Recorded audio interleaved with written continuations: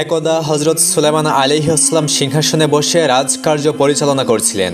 এমন সময় তিনি উপরের দিকে তাকিয়ে দেখলেন পক্ষীকুলেরা তার মাথার উপর পাখা মেলে ছায়াদান করছে, কিন্তু এদের মধ্যে তার প্রিয় হুদহুদ পাখিটি অনুপস্থিত। তখন তিনি হুদহুদের খোঁজ নিলেন, কিন্তু কোথাও তাকে পাওয়া গেল না। হজরত সুলাইমান আলাইহিসসালাম হুদহুদের উপর রাগান্বিত হলেন এবং বললেন, হুদহুদ বোধহয় পালিয়ে গেছে, না হয় সে বেঈমান হয়ে গেছে। তাকে পেলেই আমি জবাই করে দিব, না হয় তাকে সময়োচিত শাস্তি প্রদান করব। এই কথা বলে তিনি একাব নামক এক দৈত্যকে হুদহুদের খুঁজে প্রেরণ করলেন। একাব অতি দ্রুত পথ চলতে আরম্ভ করলো। কিছু দূর গিয়ে হুদহুদের সঙ্গে তার সাক্ষাৎ হলো।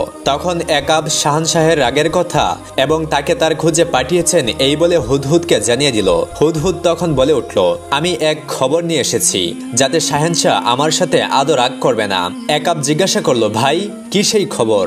হুদহুদ তখন বলল, সে খবর শাহেনশাহের নিকট গিয়ে বলবো, চলো আমরা সেখানে যাই। উভয়ই একত্রে শাহেনশাহের দরবারে এসে উপস্থিত হলো। হুদহুদ শাহেনশাহের সম্মুখে গিয়ে একগাল হাসি নিয়ে বলল, হে শাহেনশাহ, আমি এমন এক নতুন শুভ সংবাদ নিয়ে আপনার নিকট আগমন করেছি, তা যদি আপনি শোনেন অবশ্যই আপনি খুশি হয়ে যাবেন। হযরত সুলাইমান আলাইহিসসালাম হুদহুদের বক্তব্য শুনে রাগ করলেন না। তিনি ঠান্ডা মাথায় হুদহুদকে জিজ্ঞাসা করলেন, তুমি কি সংবাদ নিয়ে এসেছো?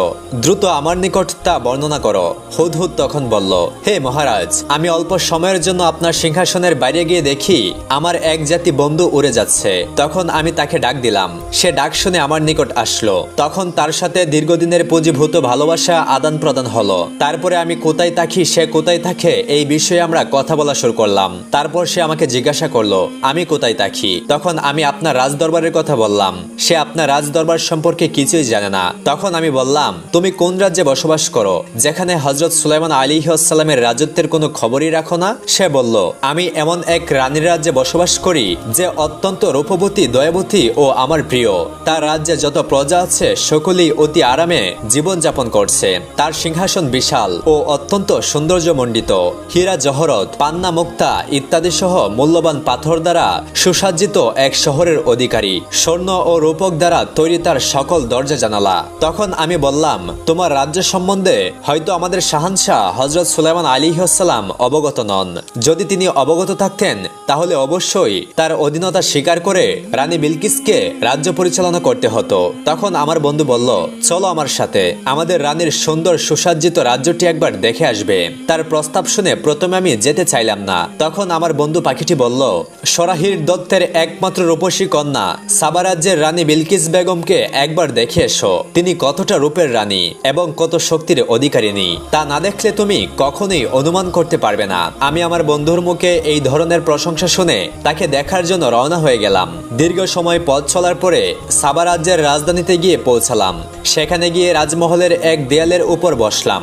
তখন আমি রানী বিলকিস বেগমকে দেখলাম। তিনি অপরূপ সৌন্দর্যের অধিকারিণী। তিনি কুমারী, অত্যন্ত মূল্যবান বিরাট এক সিংহাসনে তিনি উপবিষ্ট। আমি তার রূপ দেখে মুগ্ধ হয়ে গেলাম এবং শাহেনশাহের বিবি হিসেবে রানী বিলকিসকে পাওয়ার জন্য আমি আল্লাহ রাব্বুল আলামিনের কাছে ফরিয়াদ করতে লাগলাম, হে শাহেনশাহ সুলাইমান আলাইহিসসালাম, এখন আমার পুরস্কার দিন। আমি এমন পুরস্কার চাই যা আমার বংশানুক্রমে এক সম্মানের প্রতীক হিসেবে চিহ্নিত হয়ে থাকবে।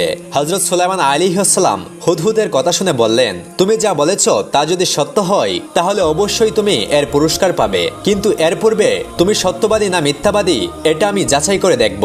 আর যদি তুমি তোমার সংবাদের সত্যবাদী হয়ে থাকো তাহলে অবশ্যই তোমার মাথায় এক স্মরণীয় মুকুট স্থাপন করে দেওয়ার জন্য আমি আল্লাহ রাব্বুল আলামিনের দরবারে ফরিয়াদ জানাবো। আর যদি তুমি মিথ্যাবাদী হও তাহলে অবশ্যই তোমাকে শাস্তি প্রদান করব। হুদহুদ তখন বলল, আপনার নিকট মিথ্যা কথা বলার মতো দুঃসাহস আমার নেই। আমি যা বলেছি সবকিছু সত্য কথাই বলেছি। প্রকৃতপক্ষে ঘটনা এর চেয়ে আরো অত্যন্ত সুন্দর এবং ব্যাপক। তবে আমার এই ক্ষুদ্র মুখে রানী বিলকিসের সৌন্দর্যতা এবং তার বিশাল রাজ্যের সঠিক বর্ণনা দেওয়া কখনোই সম্ভব নয়। তবে হে আল্লাহর নবী, একটা বিষয় এমন আছে যে যা ঘৃণা করা যেতে পারে, আর সেই বিষয়টি হলো এই রানী বিলকিস এবং তার প্রজাবৃন্দু সকলেই সূর্যের পূজারী। যে বিষয়টা দেখে আমি অত্যন্ত কষ্ট পেয়েছি। হযরত সুলাইমান আলাইহিসসালাম হুদহুদের মুখে এমন কথা শুনে জিজ্ঞাসা করলেন, তুমি কি তাদেরকে সূর্য পুজো করতে দেখেছ? হুদহুদ বলল, হ্যাঁ, আমি নিজ চোখে দেখেছি। তারা সকলেই সূর্যের পূজা করছে। আর হে আল্লাহর নবী, শয়তান তাদেরকে পথ প্রদর্শন করছে। এতে তারা আল্লাহ তাআলার নির্বাচিত পথ পরিত্যাগ করে সূর্য পূজায় আত্মনিয়োগ করেছে এবং তারা হেদায়েত থেকে অনেক দূরে সরে পড়েছে। হযরত সুলাইমান আলাইহিস সালাম হুদহুদের কথা শুনে বললেন, হে হুদহুদ, আমি চাই তোমাকে বিশেষ দূত বানিয়ে আমার পত্র রানী বিলকিসের নিকট প্রেরণ করব, আর এটা বহন করে তুমি নিজেই পৌঁছে দিয়ে আসবে, এবং আমি দেখতে চাই রানী বিলকিস উক্ত পত্র পাবার পরে সে এর কি উত্তর প্রদান করে। হুদহুদ বলল, হে আল্লাহর নবী, তাহলে দয়া করে পত্রটি লিখে দিন, আমি এখনই বিলকিসের কাছে তা পৌঁছে দিয়ে আসব। তখন হযরত সুলাইমান আলাইহিস সালাম পত্র লেখা শুরু করলেন, আর পত্রটি এইভাবে লিখলেন, পরম করুণাময় আল্লাহর নামে আরম্ভ করছি। এই পত্র আল্লাহর নবী সুলাইমানের পক্ষ থেকে সাবার রানী বিলকিসের প্রতি প্রেরিত হলো। হে রানী বিলকিস, আপনি অনতিবিলম্বে ইসলাম ধর্ম গ্রহণ করে আমার নিকট চলে আসুন, অন্যথায় প্রতিরোধমূলক শক্তি নিয়ে আমার মোকাবেলা করার জন্য প্রস্তুতি গ্রহণ করুন। এই পত্র লিখে হযরত সুলাইমান আলাইহিস সালাম পত্রটি হুদহুদ পাখির মুখে দিয়ে দিলেন। হযরত সুলাইমান আলাইহিস সালামের কাছ থেকে বিদায় নিয়ে হুদহুদ পাখি এই চিঠি নিয়ে রওনা হলেন এবং দীর্ঘ পথ অতিক্রম করে সাবা রাজ্যের রাজধানীতে গিয়ে হুদহুদ পাখি পৌঁছালো। অতঃপর সে রাজমহলে গিয়ে দেখলো রানীর খাসমহলের 7টি দরজা বন্ধ রয়েছে, শুধুমাত্র জানালাগুলি খোলা রয়েছে। তখন হুদহুদ জানালা দিয়ে ভিতরের দিকে অগ্রসর হলো। সে আস্তে আস্তে অগ্রসর হয়ে মহলের ভিতরে গিয়ে দেখলো রানী বিলকিস ঘুমিয়ে রয়েছে। তখন হুদহুদ পাখি খুবই সতর্কতার সহিত চিঠিখানা রানী বিলকিসের বুকের উপর রেখে জানালা দিয়ে আবার বের হয়ে চলে আসলো। এরপর হুদহুদ পাখিটি সাবা রাজ্য থেকে রওনা দিয়ে হযরত সুলাইমান আলাইহিস সালামের কাছে এসে বলল, হে আল্লাহর নবী সুলাইমান আলাইহিস সালাম, আমি পত্রটি আপনার আমানত স্বরূপ রানী বিলকিসের কাছে পৌঁছে দিয়েছি। এদিকে রানী বিলকিস ঘুম থেকে জেগে উঠে দেখে তার বুকের উপর একখানা পত্র। পত্রটি দেখে সে অবাক হয়ে গেল। অতঃপর তিনি পত্রটি খুললেন এবং পাঠ করা শুরু করলেন। পত্রটি পাঠ করে তিনি ভীষণ চিন্তাযুক্ত হলেন। কে তার নিকট অলৌকিকভাবে এই পত্রটি পৌঁছে দিল? তিনি তো কাউকে দেখেননি। বিশেষ করে 7 মহলের সম্পূর্ণ দরজা সবগুলো বন্ধ থাকার পরে এই মহলে কে কিভাবে প্রবেশ করলো এবং এই পত্র এখানে কিভাবে আসলো? দ্বিতীয়ত, পত্রের বিষয়বস্তু অত্যন্ত ভীতিকর এবং হুমকি বিশেষ। রানী পত্রের মর্ম অনুধাবন করে অত্যন্ত ভীত সন্ত্রস্ত হয়ে পড়লেন এবং জরুরি ভিত্তিতে তার পরিষদবর্গকে ডেকে পাঠালেন। জরুরি খবর পেয়ে তার পরিষদবর্গ রাজমহলে এসে উপস্থিত হলেন। তখন রানী বিলকিস সকলকে পত্রখানি দেখালেন এবং পত্রের মর্ম অনুসারে তাদের কি কি করণীয় আছে সকলের নিকট পরামর্শ তলব করলেন। পরিষদের সদস্যবৃন্দদের কেউ কেউ বলল, আমরা সৈন্য সমাবেশ করে সুলাইমান আলাইহিস সালামের সাথে যুদ্ধ করব। কেউ বলল, না, যুদ্ধ করা সম্ভব নয়, তিনি বিশাল শক্তির অধিকারী, তার সাথে যুদ্ধ করে আমরা কয়েক ঘন্টা টিকে থাকতে পারবো না। আবার কেউ কেউ বলল, হযরত সুলাইমান আলাইহিস সালামের নিকট আত্মসমর্পণ করা সবচাইতে নিরাপদজনক। সকলের কথা শেষ হওয়ার পরে রানী বিলকিস বলে উঠলেন, আমার অভিমত হলো তার সাথে যুদ্ধ করে আমাদের টিকে থাকা অসম্ভব। তার সম্পর্কে আমি যতদূর জানি তা হচ্ছে এই, সে যেই দেশে সসৈন্য নিয়ে প্রবেশ করে সেখানে সে সবকিছু লন্ডভন্ড করে দেয়, অধিবাসীদেরকে চরম বিচ্ছুতি করে ছাড়ে। এমত অবস্থায় তার রোশানলে পতিত না হয়ে প্রথমে তার নিকট কিছু উপঢৌকন প্রেরণ করা হবে বুদ্ধিমানের কাজ, এবং উপঢৌকন পৌঁছানোর পরে কাসেদরা ফিরে এসে কি মন্তব্য করে তা শোনার পরে উপযুক্ত ব্যবস্থা গ্রহণ করা যাবে। কেননা সে যদি প্রকৃতপক্ষে আল্লাহর নবী হয় তাহলে উপঢৌকন পেয়ে সে আরো রাগান্বিত হবে। সে বারবার চাইবে আমরা যেন সকলে তার নিকট আত্মসমর্পণ করি। আর যদি সে দুনিয়ার সাধারণ একজন রাজা হয়ে থাকে তাহলে সেই উপঢৌকন পেয়ে সে সন্তুষ্ট হয়ে যাবে। রানী বিলকিস যখন এই কথাগুলো বলল, রানীর প্রস্তাবে সকলেই একমত হয়ে গেল। রানী বিলকিস উপঢৌকন প্রেরণ করে এই কথা বোঝাতে চেয়েছেন যে হযরত সুলাইমান আলাইহিস সালাম প্রকৃতপক্ষে একজন নবী নাকি তিনি একজন সাধারণ রাজ্য অধিপতি। যদি হযরত সুলাইমান আলাইহিস সালাম নবী হন তাহলে তিনি উপঢৌকন কখনোই গ্রহণ করবেন না, তিনি রানীকে ইসলাম গ্রহণের জন্য চাপ সৃষ্টি করবেন। আর যদি তিনি একজন রাজ্য অধিপতি হন তাহলে তিনি উপঢৌকন গ্রহণ করে তাকে বিয়ের প্রস্তাব পাঠাবেন।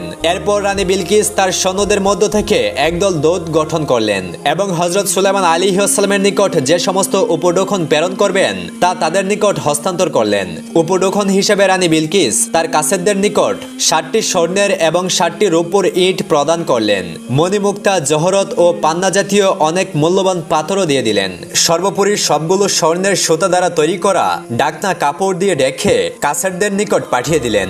এরপর উক্ত দূতেরা রানী বিলকিস বিলকিসের কাছ থেকে বিদায় নিয়ে হযরত সুলাইমান আলাইহিস সালামের রাজদরবারের দিকে রওনা করলেন। সাহারা মরুভূমি পাড়ি দিয়ে আস্তে আস্তে করে তারা হযরত সুলাইমান আলাইহিস সালামের রাজদরবারে এসে পৌঁছালেন। হযরত সুলাইমান আলাইহিস সালাম তখন নিজ সিংহাসনে বসা ছিলেন। 1000 উজির তার সম্মুখে বসা ছিল এবং তাদের পাশে সৈন্য সামন্ত, পাইক পেয়াদা ও জিনপরি দত্ত দানবেরা নিজ নিজ অবস্থানে হযরত সুলাইমান আলাইহিস সালামের আদেশ ও নির্দেশের অপেক্ষায় করজোড়ে দাঁড়িয়েছিলেন। ঠিক এমন সময় হুকুম বরদার এসে খবর দিল, রানী বিলকিস উপঢৌকন নিয়ে কাসেরদেরকে পাঠিয়েছেন। হযরত সুলাইমান আলাইহিস সালাম এই খবর পেয়ে কাসেরদেরকে ভিতরে আসার হুকুম দিলেন। কাসেদরা প্রাসাদের সম্মুখে অগ্রসর হয়ে দেখল রাজমহলের দেয়াল, ছাদ সমস্ত কিছু স্বর্ণ ও রূপের তৈরি।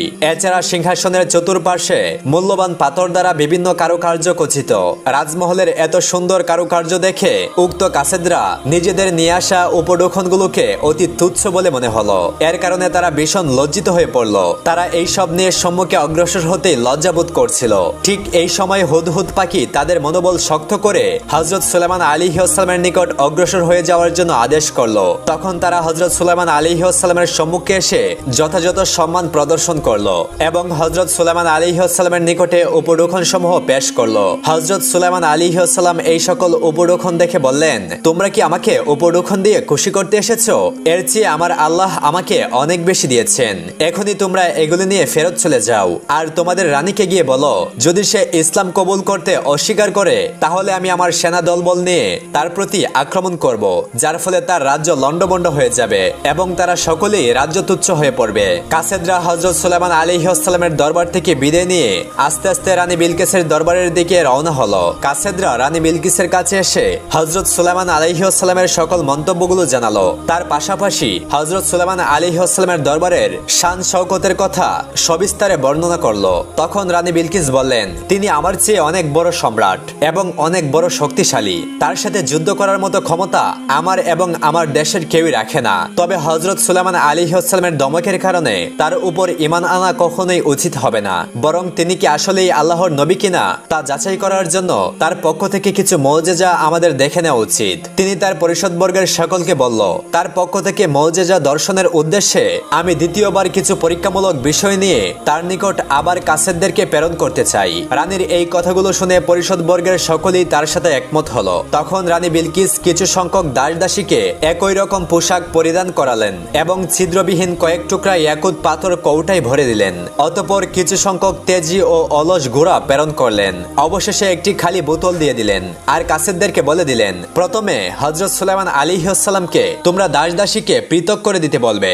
এরপর লোহা বা অন্য কোনো যন্ত্র দ্বারা ছিদ্র না করে অন্য কোনো উপায়ের মাধ্যমে ইয়াকুত পাথরগুলোকে ছিদ্র করে গেঁথে দিতে বলবে। তৃতীয়ত, তেজি ও অলস ঘোড়াগুলোকে পৃথক পৃথক করে দিতে বলবে। চতুর্থ নম্বরে, খালি বোতলটিতে এমন পানি ভরে দিতে বলবে যে পানি আকাশ ও মাটির কোনো জায়গায় পাওয়া যায় না।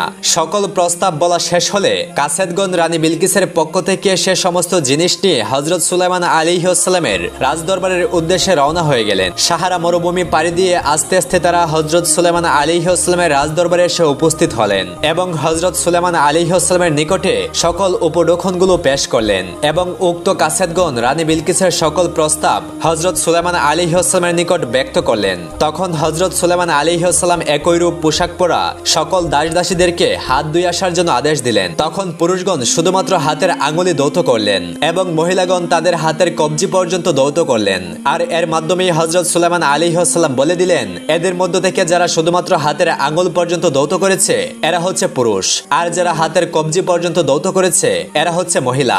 দ্বিতীয়ত, ইয়াকুত পাথর মাটিতে রেখে পাথর ছিদ্রকারী এক প্রকার কীটকে হযরত সুলাইমান আলাইহিস সালাম আদেশ দিলেন যেন উক্ত কীট ইয়াকুত পাথরকে ছিদ্র করে দেয়। 3 নম্বরে হযরত সুলাইমান আলাইহিস সালাম ঘোড়াগুলোর সম্মুখে ছোলাবুট ও ঘাস হাজির করতে বললেন। অলস ঘোড়াগুলো তাড়াহুড়া করে ছোলাবুট দেখে খেতে আরম্ভ করলো এবং তেজি ঘোড়াগুলো একটু অপেক্ষা করে ঘাস খেতে আরম্ভ করলো। তখন হযরত সুলাইমান আলাইহিস সালাম অলস ঘোড়ার পার্থক্য দেখিয়ে দিলেন। অতঃপর হযরত সুলাইমান আলাইহিস সালাম উক্ত খালি বোতলটিকে আনতে বললেন। তখন কাসেদগণ খালি বোতল হযরত সুলাইমান আলাইহিস সালামের কাছে পেশ করলেন। তখন হযরত সুলাইমান আলাইহিস সালাম বললেন, এই বোতল দিয়ে আমি কি করব? তখন কাসেদগণ বলল, এই পটের মধ্যে আপনি এমন পানি ভরে দিবেন যা আকাশ এবং জমিনের কোনো জায়গায় খুঁজে পাওয়া যায় না। তখন হযরত সুলাইমান আলাইহিস সালাম একটি ঘোড়া উপস্থিত করার জন্য আদেশ দিলেন। তখন একটি ঘোড়াকে উপস্থিত করা হলো। অতঃপর উক্ত ঘোড়ার উপরে একজন দুজনকে আরোহণ করালেন এবং বললেন অতি দ্রুত যেন ঘোড়া নিয়ে সে অগ্রসর হতে থাকে। দীর্ঘ সময় সে ঘোড়া চালিয়ে হযরত সুলাইমান আলাইহিসসালামের নিকট এসে আবার উপস্থিত হলেন। দ্রুত দৌড়ানোর কারণে উক্ত ঘোড়াটি যখন ঘেমে গেল, হযরত সুলাইমান আলাইহিসসালাম উক্ত ঘোড়ার ঘামগুলো পটের মধ্যে ভরে নিলেন এবং বললেন, এটা এমন একটি পানি যে আকাশেও পাওয়া যায় না, জমিনেও পাওয়া যায় না। রানী বিলকিসের পাঠানো সকল কাসেদরা সুলাইমান আলাইহিসসালামের কার্যকলাপ দেখে বিস্ময়ে হতবাক হয়ে গেল এবং তারা দ্রুত হযরত সুলাইমান আলাইহিসসালামের কাছ থেকে বিদায় নিয়ে রানী বিলকিসের দরবারের দিকে রওনা হয়ে গেল। অতঃপর তারা রানী বিলকিসের কাছে উপস্থিত হয়ে হযরত সুলাইমান আলাইহিসসালামের সকল মুজিজা এবং ইলম ও হিকমতের ব্যাপারে সবিস্তারে বর্ণনা করল। কাসেদদের পক্ষ থেকে হযরত সুলাইমান আলাইহিসসালামের হিকমত এবং মুজিজার ব্যাপারে শুনে রানী বিলকিস সাথে সাথে বলে উঠল, অবশ্যই আমি হযরত সুলাইমান আলাইহিসসালামের দরবারে গমন করব এবং তার হাতে হাত রেখে মুসলমান হয়ে যাব। এরপর আস্তে আস্তে রানী বিলকিস সফরের প্রস্তুতি নিতে আরম্ভ করলেন। তিনি তার পরিষদ বর্গদেরকে আদেশ দিলেন যেন তার সিংহাসনটি 7 মহলের অভ্যন্তরে রেখে সকল দরজা বন্ধ করে দেওয়া হয়। রানী বিলকিসের হুকুম পেয়ে তারা তার সিংহাসনটি 7 মহলের মধ্যে রেখে 7টি দরজায় তালা লাগিয়ে দেওয়া হলো। এরপর রানী বিলকিস হযরত সুলাইমান আলাইহিসসালামের রাজদরবারের উদ্দেশ্যে যাত্রা করলেন আর তার সাথে 100 দাসদাসী ও অসংখ্য সৈন্য সামন্ত নিয়ে তিনি সাহারা মরুভূমি পাড়ি দিয়ে হযরত সুলাইমান আলাইহিসসালামের মুলকের দিকে রওনা করলেন। এই দিক থেকে মুহূর্তের মধ্যে বাতাস হযরত সুলাইমান আলাইহিসসালামের নিকটে রানী বিলকিসের রওনা হওয়ার ব্যাপারে জানিয়ে দিলেন। তখন তিনি সাথে সাথে রাজদরবারকে আরো পরিপাটি করার জন্য আদেশ প্রদান করলেন। হযরত সুলাইমান আলাইহিসসালামের আদেশ পেয়ে তার রাজদরবারের সমস্ত জিনগণ রাজদরবারকে আরো পরিপাটি করে তুললেন। ইতিপূর্বে হযরত সুলাইমান আলাইহিসসালামের দরবারে কতিপয় জিনারা এসে খবর দিয়েছিল যে রানী বিলকিস মানুষ নয়, জিনজাতের এক প্রাণী। তার পায়ের গোড়ালি থেকে উপরে পশমে পরিপূর্ণ, আর এটাই রানীর জিন হওয়ার জন্য সবচেয়ে বড় প্রমাণ। এছাড়া সে একটু হাবা টাইপের, তার বুদ্ধিজ্ঞান খুবই কম, ইত্যাদি বিষয়ে জিনারা হযরত সুলাইমান আলাইহিসসালামকে সংবাদ প্রদান করলো। হযরত সুলাইমান আলাইহিসসালাম এই দুইটি বিষয়ে পরীক্ষা করার জন্য তিনি তার সিংহাসনের সম্মুখে একটি খোলা নহর তৈরি করলেন, যেটাতে পানি সর্বদা প্রবাহিত হতে থাকত। তিনি এই প্রবাহিত নহরের উপর বিরাট এক খণ্ড স্বচ্ছ আয়না রেখে দিলেন, যে আয়নাটি স্বাভাবিক দৃষ্টিতে দেখা যায় না, শুধুমাত্র পানি প্রবাহিত হচ্ছে এটাই দেখা যায়। হযরত সুলাইমান আলাইহিসসালাম এই স্বচ্ছ আয়নার উপর দিয়ে রানী বিলকিসের আগমনের আয়োজন করলেন। হযরত সুলাইমান আলাইহিসসালামের দরবারে রানী বিলকিসের আগমনের ব্যাপারটি সমস্যা দেখা দিল। রানী বিলকিস এক রাজ্যের বাদশা। তিনি যখন হযরত সুলাইমান আলাইহিসসালামের দরবারে আসছেন তখন একটি মর্যাদাবান আসন তো প্রয়োজন। সুলাইমান আলাইহিসসালামের দরবারে তার নিজ সিংহাসন ছাড়া অন্য আর কোনো সিংহাসন ছিল না, তাই বিষয়টা নিয়ে সকলে চিন্তিত হয়ে পড়ল। হযরত সুলাইমান আলাইহিসসালাম তখন বললেন, হে জিন জাতি, তোমাদের মধ্যে কে এমন আছো যে রানী বিলকিসের সিংহাসনটি আমার নিকট উপস্থিত করে দিতে পারবে? হযরত সুলাইমান আলাইহিসসালামের আদেশ ক্রমে জিনেরা এসে বলল, আপনার হুকুম পেলে আমরা কয়েক ঘন্টার মধ্যে রানী বিলকিসের সিংহাসন এনে এখানে উপস্থিত করে দিতে পারবো। হযরত সুলাইমান আলাইহিসসালাম বললেন, এতটা সময় দেওয়া সম্ভব নয়, কেননা রানী বিলকিস এর আগেই আমাদের এখানে চলে আসতে পারে। হযরত সুলাইমান আলাইহিসসালামের কথা শুনে এক শক্তিশালী জিন এসে বলল, হুজুর, আমি মাত্র 1 ঘন্টার মধ্যে সিংহাসন নিয়ে আসতে পারি। হযরত সুলাইমান আলাইহিসসালাম বললেন, অত সময় তো দেওয়া সম্ভব নয়, এর চেয়েও অল্প সময়ের মধ্যে কে পারবে সিংহাসনটা নিয়ে আসতে? তখন হযরত সুলাইমান আলাইহিসসালামের প্রধানমন্ত্রী, যিনি আধ্যাত্মিক বিদ্যায় যথেষ্ট জ্ঞান অর্জন করেছিলেন, তিনি বললেন, হুজুর, আপনার আদেশ হলে আমি চোখের পলকের মধ্যেই সিংহাসন এখানে এনে হাজির করে দিতে পারি। তখন হযরত সুলাইমান আলাইহিসসালাম প্রধানমন্ত্রী আসিফকে সিংহাসন হাজির করার নির্দেশ দিলেন। তখন হযরত সুলাইমান আলাইহিসসালামের প্রধানমন্ত্রী আসিফ রানীর 7 মহলের দরজা খুলে অতি অল্প সময়ের মধ্যে চোখের পলকই সিংহাসনটি হযরত সুলাইমান আলাইহিসসালামের দরবারে এনে উপস্থিত করে দিলেন। হযরত সুলাইমান আলাইহিসসালাম সিংহাসন দেখে আল্লাহর শুকরিয়া আদায় করলেন এবং বললেন, এটার কিছুটা সংস্কার করো, সম্মুখের পাথরগুলো পরিবর্তন করে নতুন পাথর লাগিয়ে দাও, যাতে সিংহাসনটি চিনতে রানীর একটু অধিক ভাবনা চিন্তা করতে হয়। আর এর মধ্য দিয়ে রানী বিলকিস বুদ্ধিমান নাকি সে বুদ্ধি প্রতিবন্ধী তার পরিচয় পাওয়া যাবে। এইভাবে যখন সকল কাজ পরিপূর্ণ হলো, রাজদরবারকে সম্পূর্ণ পরিপাটি করা হলো, এর কিছু সময় পরেই হযরত সুলাইমান আলাইহিসসালামের নিকট রানী বিলকিসের আগমনের বার্তা পৌঁছে গেল। তখন হযরত সুলাইমান আলাইহিসসালাম রানী বিলকিসকে রাজমহলে নিয়ে আসার জন্য আদেশ দিলেন এবং তিনি তার সম্মুখে অবস্থিত উক্ত নহরের দিকে তাকিয়ে রইলেন। রানী বিলকিস নহরের নিকট এসে নিজ পরিধানের কাপড় একটু উঁচিয়ে সম্মুখের দিকে অগ্রসর হলেন। অতঃপর তিনি একটি মুদ্রা সম্মুখের নহরের মধ্যে নিক্ষেপ করলেন। মুদ্রাটি কাছের উপরে শব্দ করে একপাশে ছিটকে পড়ল। তখন রানী উঁচিয়ে রাখা কাপড় ছেড়ে দিলেন এবং সম্মুখের দিকে অগ্রসর হলেন। রানী যখন কাপড় উঁচু করলেন তখন হযরত সুলাইমান আলাইহিস সালাম তার পায়ের প্রতি লক্ষ্য করে দেখলেন তার পায়ে কোনো পশমের চিহ্নই নেই। হযরত সুলাইমান আলাইহিস সালাম রানী বিলকিসের বুদ্ধিমত্তা দেখে তিনি বুঝতে পারলেন যে জিনেরা তার নিকট মিথ্যা অপবাদ দিয়েছে, তাই রানীর প্রতি তার বিশ্বাস ও আকর্ষণ আরো বহুগুণে বৃদ্ধি পেয়ে গেল।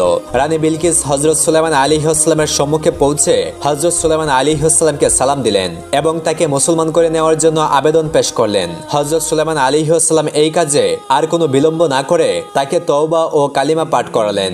রানী বিলকিস তখন হযরত সুলাইমান আলাইহিস সালামের বিবাহিত স্ত্রী রূপে দণ্ড হওয়ার জন্য আকাঙ্ক্ষা প্রকাশ করলেন। হযরত সুলাইমান আলাইহিস সালাম বললেন, সেই বিষয়টি পরে দেখা যাবে, আপনি আমার পাশের সিংহাসনে উপবেশন করুন। হযরত সুলাইমান আলাইহিস সালামের কথা শুনে রানী বিলকিস উক্ত সিংহাসনের দিকে তাকালেন এবং তিনি এক দৃষ্টিতে তাকিয়ে রইলেন। তিনি বিস্ময়ে হতবাক হয়ে পড়লেন। তখন হযরত সুলাইমান আলাইহিস সালাম জিজ্ঞাসা করলেন, আপনার সিংহাসনটি কেমন, আমাকে একটু বলুন। তখন রানী বিলকিস বললেন, আমার সিংহাসন আর কেমন হবে, এই সিংহাসনটি দেখে আপনি বুঝে নিতে পারেন। হযরত সুলাইমান আলাইহিস সালাম রানীর বিচক্ষণতা দেখে বেশ মুগ্ধ হলেন এবং তাকে ধন্যবাদ দিলেন। তখন রানী বিলকিস বলল, হে আল্লাহর নবী, আপনার দোয়া ও সোহবত পেলে আমি জীবনে আরো ধন্য হব, আপনি আমাকে সেই সৌভাগ্য দান করুন। হযরত সুলাইমান আলাইহিস সালাম তখন রানী বিলকিসের প্রস্তাবটি নিয়ে তার পরিষদবর্গ ও জিনদের সাথে পরামর্শ করলেন। তখন সকলেই তাকে পরামর্শ দিল, রানী বিলকিস যেহেতু ইসলাম ধর্ম গ্রহণ করেছে, তার পাশাপাশি যেহেতু সে মানব সন্তান, তাকে বিবাহ করতে অনুরূপ প্রতিবন্ধকতা থাকতে পারে না। তাদের সকলের পরামর্শ শুনে হযরত সুলাইমান আলাইহিস সালাম অতি দ্রুত বিবাহের আয়োজনে লেগে গেলেন। স্বাভাবিকভাবে অল্প সময়ের মধ্যেই তাদের বিবাহ কার্য সম্পূর্ণ হলো। হযরত সুলাইমান আলাইহিস সালামের পরিষদবর্গ এবং তার উম্মত ও সকল লোক হযরত সুলাইমান আলাইহিস সালাম এবং রানী বিলকিসের মধ্যকার বিবাহ খুব সুন্দরভাবে উপভোগ করতে লাগলো। হযরত সুলাইমান আলাইহিস সালামের স্ত্রীর সংখ্যা ছিল ইতিপূর্বে 300 জন, এখন হলো 301 জন, আর তার রাজমহলের বাদীর সংখ্যা ছিল 700 জন। সর্বমোট 1000 ছিল গরুয়া মেয়ের সংখ্যা। তিনি যখন অন্দরমহলে যেতেন তখন সকল স্ত্রীগণ সম্মুখে দাঁড়িয়ে থাকতেন এবং বাদীগণ তার পিছনে দাঁড়িয়ে থাকত। তাদের মধ্য থেকে রানী বিলকিসকে হযরত সুলাইমান আলাইহিস সালাম সবথেকে বেশি সম্মান দিতেন। রানী বিলকিস যখন তার নিকট আসতেন তখন অন্যান্য সকল স্ত্রী ও বাদীরা দূরে সরে যেত, যাতে করে হযরত সুলাইমান আলাইহিস সালাম ও রানী বিলকিস দুজনে অধিক সময় ধরে আনন্দ উপভোগ করতে পারেন। হযরত সুলাইমান আলাইহিস সালাম যে রাত্রে স্ত্রীদের নিকট গমন করতেন, সে রাত্রে এক এক করে 1000 স্ত্রীর সাথে তিনি মিলন করতেন। কোনো বৈষম্য বা পার্থক্য তার নিকট ছিল না, আর এটাই ইসলামের শাশ্বত বিধান। হযরত সুলাইমান আলাইহিস সালাম রানী বিলকিস এবং তার অন্যান্য স্ত্রীদেরকে নিয়ে সুখে শান্তিতে দিন কাটাতে লাগলেন। হযরত সুলাইমান আলাইহিস সালামের যুগের অধিকাংশ জিন ছিল হযরত সুলাইমান আলাইহিস সালামের তাবেদার। বাকি কতক ছিল বেঈমান, কতক ছিল মুশরিক, আর কতক রাষ্ট্রদ্রোহী পালক ছিল। হযরত সুলাইমান আলাইহিস সালাম প্রায়ই অন্যায়কারী জিনদেরকে ধরে এনে বিচার করতেন। পালাতক ও রাষ্ট্রদ্রোহী জিনদেরকে ধরার জন্য জিনেদের মধ্যে গুপ্তচর ছিল, সেনাবাহিনী ও নিরাপত্তা বাহিনীও ছিল। সেই সকল জিনেরা পালাবদল করে ক্রমে ক্রমে অপরাধীদেরকে খুঁজে বের করে হযরত সুলাইমান আলাইহিস সালামের দরবারে বন্দী করে নিয়ে আসতেন। একদা রানী বিলকিসের অনুরোধে হযরত সুলাইমান আলাইহিস সালাম তাকে নিয়ে সিংহাসনে আরোহণ করে সমুদ্র যাত্রা করলেন। বাতাসে তাদের সিংহাসন নিয়ে বহু দেশ সফর করে এক গভীর ও দিগন্তহীন সমুদ্রের উপর স্থির হয়ে দাঁড়িয়ে রইল। রানী বিলকিস প্রাণ ভরে সমুদ্র দৃশ্য অবলোকন করলেন। অতঃপর বাতাস তাদের সিংহাসন এক বিশাল দ্বীপে নিয়ে আসলো। সেখানে তারা অবতরণ করলেন এবং প্রাকৃতিক সৌন্দর্যমণ্ডিত গাছপালা, নহর, ঝর্ণা সহ পর্বতমালা দেখলেন। হযরত সুলাইমান আলাইহিস সালাম ও রানী বিলকিস সেখানে পৌঁছার পরে জিনেরা কয়েক হাজার রাষ্ট্রদ্রোহী পালাতক জিনদেরকে আটক করে সুলাইমান আলাইহিস সালামের সম্মুখে হাজির করলেন। হযরত সুলাইমান আলাইহিস সালাম তাদেরকে মৃত্যুদণ্ড প্রদানের সিদ্ধান্ত গ্রহণ করলেন। তখন রানী বিলকিস তাদের জীবন ভিক্ষার জন্য হযরত সুলাইমান আলাইহিস সালামের নিকট আবেদন করলেন। রানী বিলকিসের আবেদনের কারণে হযরত সুলাইমান আলাইহিস সালাম বললেন, এরা দীর্ঘদিন যাবৎ আমার বিরুদ্ধে ষড়যন্ত্র করে আসছে, এদের কোনো ক্ষমা নেই। তবে তুমি যদি তোমার দায়িত্বে এদেরকে অনুগত মুসলমান করে দেখাশোনা করতে পারো, তাহলে এদের জীবন আমি ভিক্ষা দিতে পারি। তখন সকল জিনদের নিকট অঙ্গীকার নিয়ে তাদেরকে মুসলমান করে নিজ তত্ত্বাবধানে নিয়ে গেলেন। এই জিনেরা সারা জীবন রানী বিলকিসের অজ্ঞাবহ হয়ে থাকলো। হযরত সুলাইমান আলাইহিস সালাম সেখান থেকে সফর শেষ করে রানী বিলকিসের সাবা নামক রাজ্যের দিকে আস্তে আস্তে রওনা দেওয়া শুরু করলেন। হযরত সুলাইমান আলাইহিস সালাম রানী বিলকিসের রাজ্যে এসে উপস্থিত হলেন। হযরত সুলাইমান আলাইহিস সালাম সাবা রাজ্যে পৌঁছার পরে সেখানে দীর্ঘ সময় অবস্থান করলেন এবং তার রাজ্যের সবকিছু ঘুরে দেখলেন। অতঃপর হযরত সুলাইমান আলাইহিস সালাম সাবা রাজ্যের সকল অধিবাসীদেরকে ইসলামের তালিম দেন এবং মুসলমানদের অন্তর্ভুক্ত করে নেন। এছাড়া সেখানকার প্রশাসন বিভাগের কর্মকর্তাদের প্রবক্তাদেরকে ডেকে ইসলামী আইন অনুসারে রাজ্য শাসনের পরামর্শ দেন এবং জাবুর কিতাব অনুসারে দেশ পরিচালনার লক্ষ্যে অতি শীঘ্রই একটি শিক্ষা প্রতিষ্ঠান গড়ে তোলার নির্দেশ প্রদান করেন। এছাড়া মানুষকে পরিশ্রমী ও আদর্শবান করে গড়ে তোলার উদ্দেশ্যে দেশব্যাপী কিছু শিক্ষা কেন্দ্র খোলার পরামর্শ দেন। এছাড়া আরও প্রয়োজনীয় বহু বিষয়ে তিনি দিক নির্দেশনা প্রদান করেন। অতঃপর হযরত সুলাইমান আলাইহিসসালাম সাবার রাজ্যের রানী বিলকিসকে রেখে তখ্তে সুলাইমান নিয়ে আস্তে আস্তে নিজ দেশের উদ্দেশ্যে রওনা দেন। হযরত সুলাইমান আলাইহিসসালাম বিভিন্ন শহর, নদ নদী, সাগর ইত্যাদি পাড়ি দিয়ে আবার নিজ দেশে এসে উপস্থিত হলেন। নিজ দেশে পৌঁছার পর হযরত সুলাইমান আলাইহিসসালাম পূর্বের ন্যায় আবার রাষ্ট্র পরিচালনা করা শুরু করলেন। মাঝে মধ্যে তিনি সাবা রাজ্যে গমন করে রানী বিলকিসের খোঁজ খবর নিতেন এবং সেই দেশের সমস্ত লোকেদেরকে নসিহত ও তালিম দিতেন। হযরত সুলাইমান আলাইহিসসালাম এইভাবে আল্লাহ রাব্বুল আলামিনের হেদায়েতের বাণী জাবুর কিতাবের দাওয়াত নিজ দেশ এবং অন্যান্য সকল রাজ্যে প্রচার করলেন। হযরত সুলাইমান আলাইহিসসালাম এইভাবে অক্লান্ত পরিশ্রম করে নিজ দেশ সহ অন্যান্য সকল রাষ্ট্রে ইসলামের প্রচার প্রসারণা করলেন। সকল মানুষকে জাবুর কিতাব অনুসারে ইসলামের ছায়ায় একত্রিত করে অবশেষে আল্লাহর নবী হযরত সুলাইমান আলাইহিসসালাম আল্লাহ পাক রাব্বুল আলামিনের ডাকে সাড়া দিয়ে এই পৃথিবী ত্যাগ করলেন।